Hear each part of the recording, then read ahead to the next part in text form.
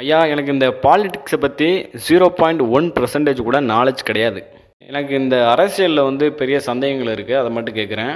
ஒரு அரசியல் தலைவர் மாநாடு நடத்தினா மட்டும்தான் எலெக்ஷனில் ஜெயிக்க முடியுமா? இல்லை கண்டிப்பாக மாநாடு நடத்தினா மட்டும்தான் இவர் ஒரு அரசியல்வாதின்னு தெரியுமா?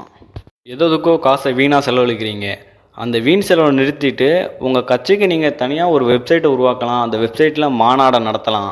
இந்த அளவுக்கு எங்களுக்கு நாலேஜ் இல்லைன்னு சொன்னீங்கன்னா ஒரு நியூஸ் 7 இல்லாட்டி பாலிமர் நியூஸு கொண்டு லைவில் உட்கார வச்சுக்கோங்க. இத்தனை மணிக்கு மாநாடு ஸ்டார்ட் பண்ண போகிறோம் தொண்டர்களே, நீங்கள் கலந்துக்கலான்னு சொன்னால் உங்கள் தொண்டர்கள் தானாக சேர்ந்துக்கிட போகிறாங்க.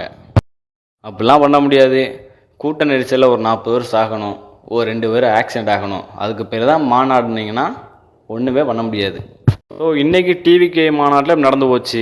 நாளைக்கு மற்ற மாநாடுகள் மற்ற அரசியல்வாதிகள் போடுற கூட்டத்தில் இப்படி நடக்காமல் இருக்குமா?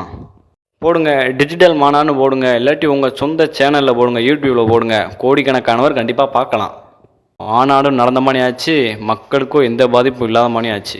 இந்த மாநாட்டில் 39 பேர் எதுக்கு செத்தம்னே தெரியாமல் செத்துருக்காங்க.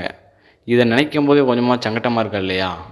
அரசியல்வாதிகளை இதெல்லாம் கொஞ்சமாவது மாற்ற முடியுமான்னு பாருங்கள். இந்தியாவே டிஜிட்டல் இந்தியாவாக இருக்கும்போது மாநாடு டிஜிட்டல் மாநாடாக இருக்கக்கூடாதா?